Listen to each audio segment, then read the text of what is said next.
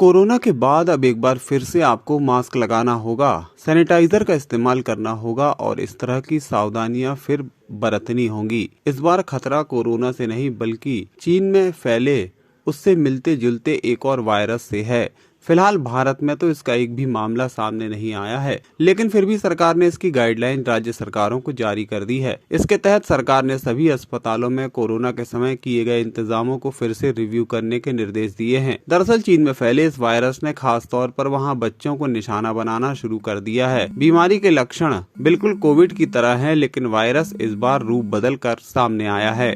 देखिए, अभी तो सिर्फ एक देश में, चीन में, इस तरह के वायरस की बार बार खबरें आ रही हैं और इस आधार पे केंद्रीय सरकार ने एक गाइडलाइन जारी की है राज्यों के लिए।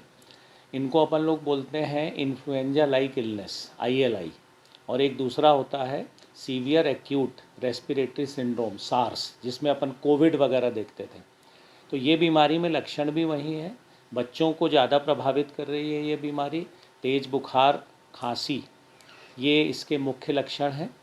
और इसमें गाइडलाइन ये दी गई है कि जो कोविड के समय हम लोगों ने प्रिकॉशंस लिए थे, तो अभी तो हम लोगों को ये निर्देश है कि आप अपने ऑक्सीजन प्लांट्स को चेक कर लें कि ऑक्सीजन प्लांट्स काम कर रहे हैं, ऑक्सीजन की पर्याप्त मात्रा है, बराबर है, कोई दिक्कत नहीं है। ऑक्सीजन कंसंट्रेशंस कोविड के समय बहुत अधिक संख्या में शासन ने प्रदाय कर दिए थे, इसलिए उसकी भी कोई समस्या नहीं है। हॉस्पिटल्स में हम लोग बेड निर्धारित कर रहे हैं कि आवश्यकता पड़ने पर हम उनका उपयोग कर पाएँ। जो N95, सामान्य मास्क, सैनिटाइज़र, इनकी उपलब्धता हमें स्टोर में देखनी है और जिसकी कमी है उसे हमें शासन से मांग करना है। तो तैयारी हम लोग शुरू कर रहे हैं इसकी, लेकिन अभी तक हमारे देश में ऐसा कोई भी केस रिपोर्ट नहीं हुआ है। लेकिन हम लोग फिर भी पूरी तरह से सजग हैं कि यदि इस तरह का कुछ तकलीफ़ आती है तो हमारी तैयारी पूरी रहे।